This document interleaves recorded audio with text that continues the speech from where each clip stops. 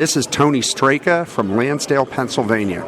The International Radio Report presents 30 minutes of news, information, and commentary on developments in the world of radio every Sunday morning at 10:30 on CKUT 90.3 FM in Montreal and online at ckut.ca. Welcome to the International Radio Report on CKUT 90.3 FM in Montreal. My name is Sheldon. I'm here with Jill. We thank you for joining us. It's our weekly visit with you for half an hour of news and information from the world of radio. Our email address, radioreport@yahoo.com. We're live streaming and archived at ckut.ca. Our Facebook page, International Radio Report. We have 2 new members this week. We welcome Charlie and Joe to the group. And our YouTube channel, if you'd like to go and listen to the show at your leisure, it is youtube.com/International Radio Report. And we have 567 subscribers to the channel at this point. We're hoping to get some new content up there for you in the next month or so. So keep an eye out there for any special editions that we may have of the show. In the meantime, you can listen to the latest show and previous shows archived on the YouTube channel. So we have a lot of information for you today, both from here in Canada, North America, and around the world. So we'll get started with the reminder of the upcoming annual NASWA Winter SWL Festival. We talked about it last week. We'll be talking about it right up to the event itself. It's taking place on March the 4th and the 5th of 2022. And we invite you to go check out the website. Registration for the event is now open.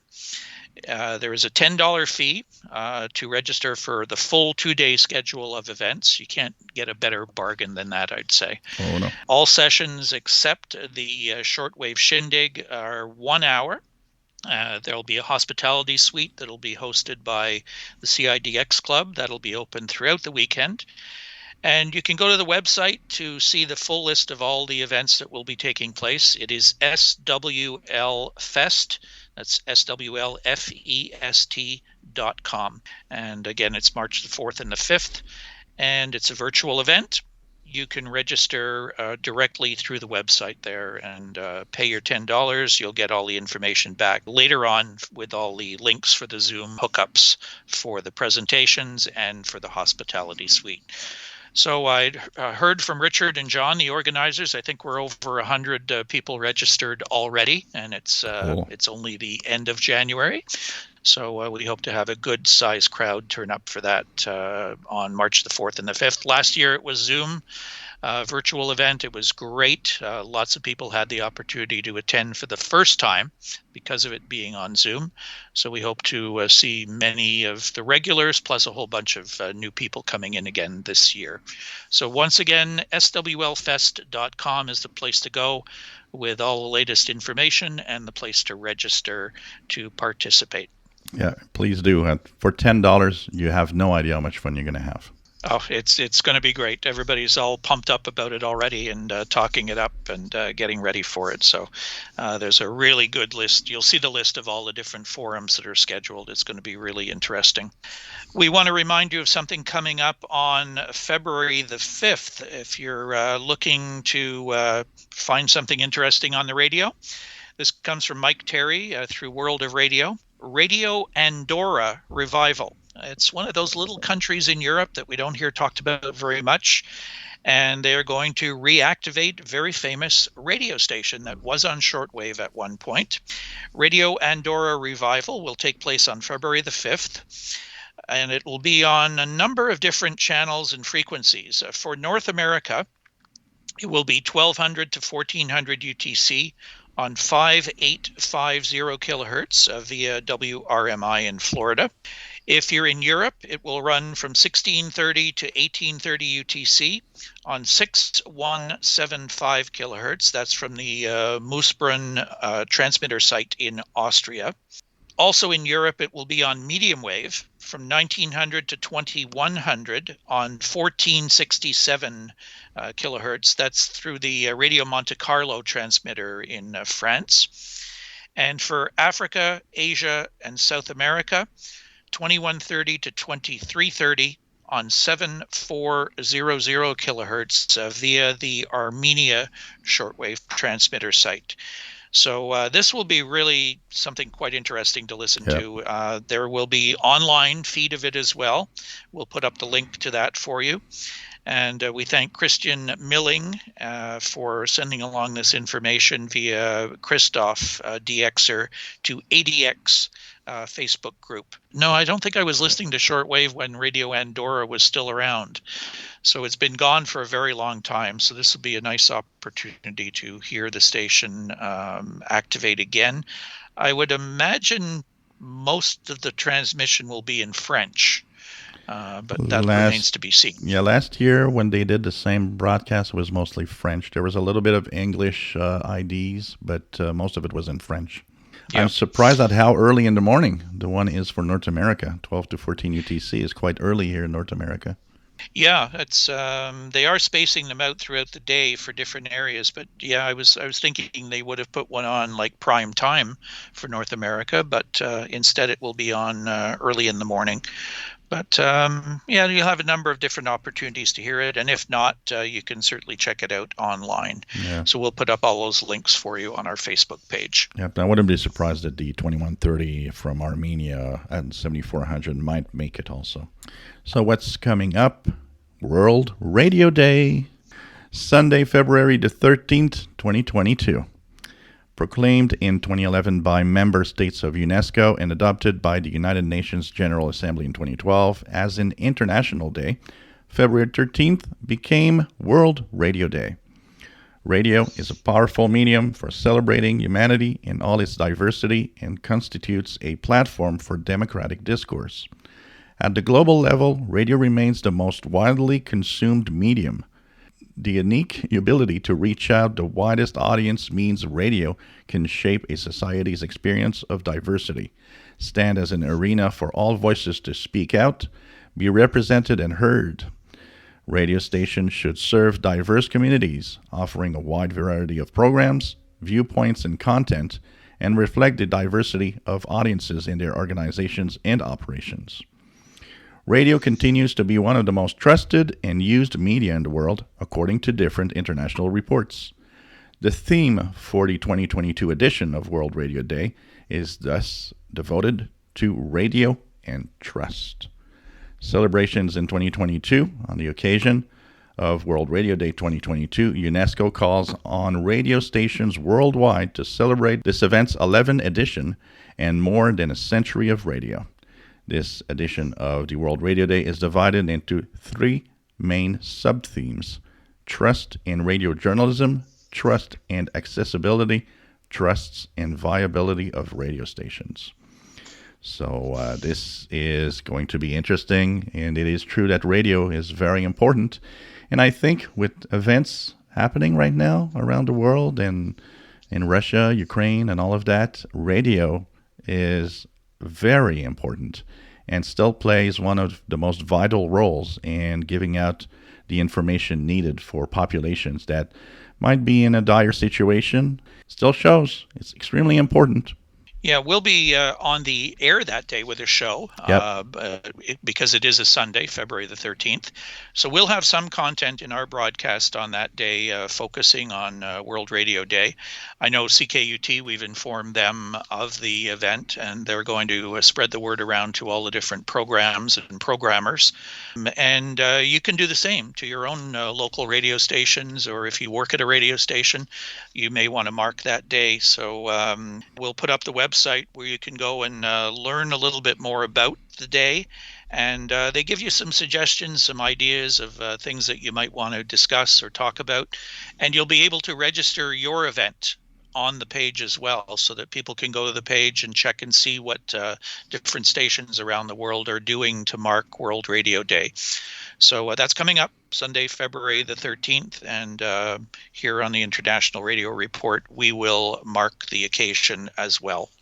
Next, we are going to take you down to Trinidad and Tobago, somewhere I don't think we've ever talked about on the show as far as radio, and something interesting going on down there.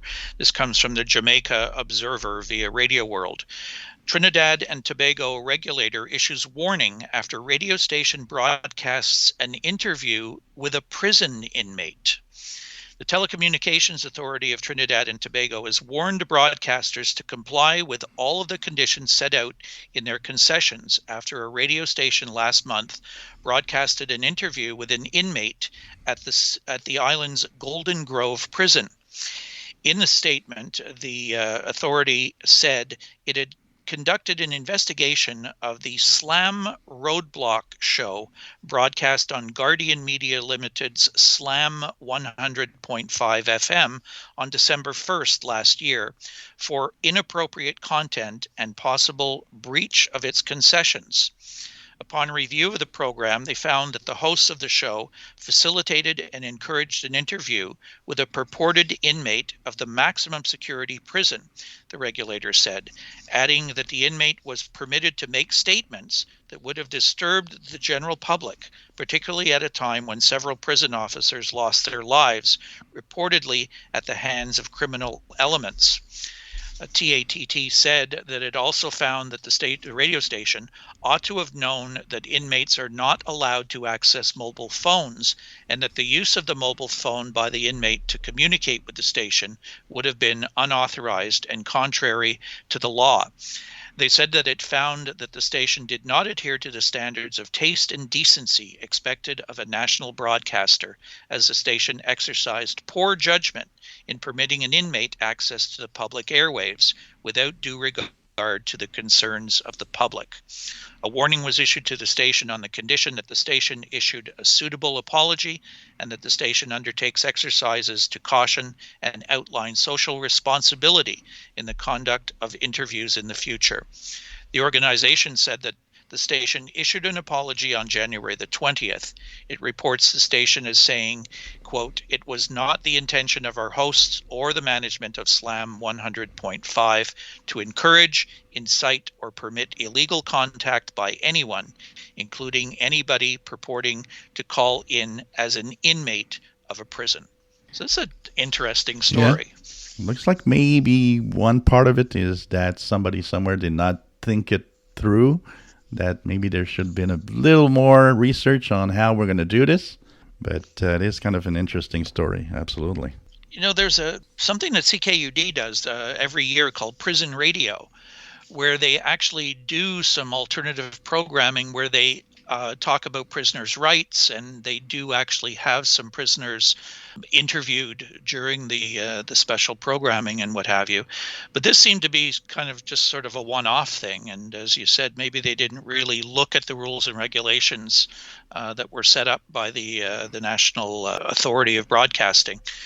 So it did get them into a little bit of hot water. They don't go into the content of the conversation that went on, but obviously they felt it necessary to clamp down on them.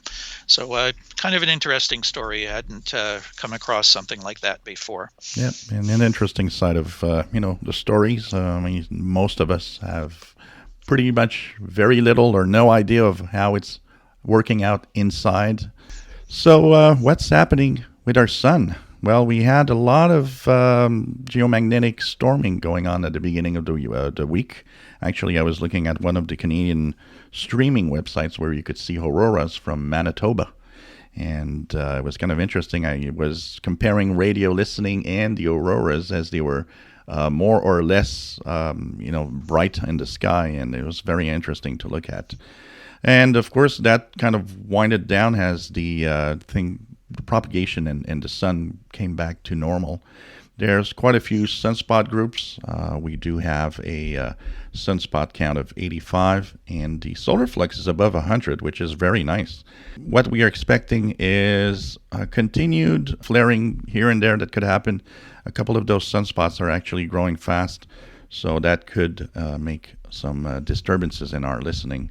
There is a coronal hole that will be sending out some solar wind that could reach us on January 30th the day. And so if conditions are not up to what you expect, that could be possible due to this. And depending on what's going to happen, and with a solar flux at 100 and more, it's time to listen to the higher frequencies, including the 10-meter band. And as we are coming up to World Radio Day, I got an idea. How about dedicating next Sunday to a full day of radio? So for that, you got to turn it on and listen. For the latest news from the world of radio every Sunday morning at 10:30 on the International Radio Report on CKUT 90.3 FM in Montreal and online at ckut.ca. So there's a new clandestine station, Mizzima Radio on shortwave. This is via Yimber Gavaria on the International Radio Report Facebook page. A new clandestine station began broadcasts on shortwave around January the 1st. The station is called Mizzima Radio and is on the air on a daily basis via the Encompass DM transmitter at Dabaya in the United Arab Emirates. He noted in his logbook that January 11th, he heard it on a 17730 kilohertz via Dabaya, and it was sign on at 11:59 UTC with introductory music, clear ID, and announcements in Burmese at 12 UT, news at 12:02, music at 12:16 to introduce a commentary program. There was a good signal, except from some slight carrier hum, January 11th. The vision and mission statement for the station is to be a leading independent media organization on Myanmar, playing a vital role in building democracy and informing citizens. Mizzima aims to provide high-quality news on a variety of topics with hard news, features, investigative stories, and more relating to Myanmar, which is balanced, timely, and accurate for Burmese and international audiences. By producing high-quality news, Mizzima contributes to freedom of expression, opinion, and free flow of information in the public interest. So this is neat. I'm going to have to check that one out. It's interesting to see all these little stations popping up with relays like that have programs for different communities. So this one for Myanmar, pretty interesting. I'm going to have to take a listen. Yeah, it's an indication that they probably wouldn't be able to do this in Myanmar, to put out a station like this. So again, showing us the ability of putting a program out on shortwave, produced probably in some other country, being able to transmit via shortwave and getting those broadcasts into Myanmar for people to listen to. So it's it all adds to what we keep talking about so much, the power and the reach of international radio. Yeah. There are no borders. Nope. The signals can get through, and people have the opportunity to hear news and information that they probably wouldn't be hearing on their domestic radio. Very important for stations like this to exist, and important to have these relay transmitter sites around the world that stations like this can use to get their programming out. This reaches to a very interesting topic that we did have on my live show on Wednesday. We came across, somebody asked a question about, if things go bad, can countries rebuild their shortwave transmitting capability, even at low power? And I said, I don't think today you can order a 100 kilowatt shortwave transmitter and it's ready to ship. They probably have to build it. I don't think they have them already done. They only do it when they ask for one and they want to buy one. And I said, I think the future of any country that wants to come back to shortwave for any kind of reason, political or whatever, will be through relays. They're going to do something and they're going to be on one of these relays. And I think this is a demonstration of that future of shortwave. Yeah, there's a number of these big sites around. The Radio Miami site, of course, the one in Armenia. There's this one in the United Arab Emirates, and a few others around that are being used by a lot of different broadcasters. It's certainly easier to do it that way than to try to, as you say, rebuild or build your own site to transmit from. Much more affordable to do it this way. So we have an interesting little story here from the United States that I thought you'd find interesting. It comes from Radio Inc. College kids hope to break radio record. On February the 5th, college students Zachary Sinutko and Colin Kennedy, who work at WJCU FM in Cleveland, will try to break the Guinness World Record for the longest consecutive radio interview. The record is 25 hours and 26 minutes. WJCU is on the campus of John Carroll University, where the students hope to go for 25 hours and 30 minutes. They're allowed a 5-minute break every hour throughout the marathon. In an interview on Channel 19 in Cleveland, Sinutko and Kennedy said they have printed out 3,500 questions that they've accumulated over the last year. Now, we were looking at this story. We think this makes it sound like they're probably going to be interviewing each other. Something like that, I guess. Yeah. I don't know. Could we sit and talk to each other for 25 hours and 30 minutes and have enough to talk about for that long? Well, we have a pretty good ability at talking about whatever, but that's a long time. What's your record on your YouTube channel? My record is over 5 hours. 5 hours and 30 minutes. So that's pretty good for a guy that's alone. But of course, you've got the feedback of the chat room that helps you get subjects. But you better be prepared, that's for sure, if you want to interview and have 3,500 questions. I think that might actually be fun to, if you can listen to the stream of this, to take a listen from time to time throughout the 25 hours. I think it could be interesting. Yeah, I'll look up the station. I didn't do that yet, but I'll look them up and see if they are streaming it. It would be fun to try to tune into this. They're doing it on February the 5th. Yeah, we'll check it out and see if they manage to break the record. It should be kind of fun. Thanks to the radio station for giving them the airtime to do those too. That's not many stations that would do that, I'm sure.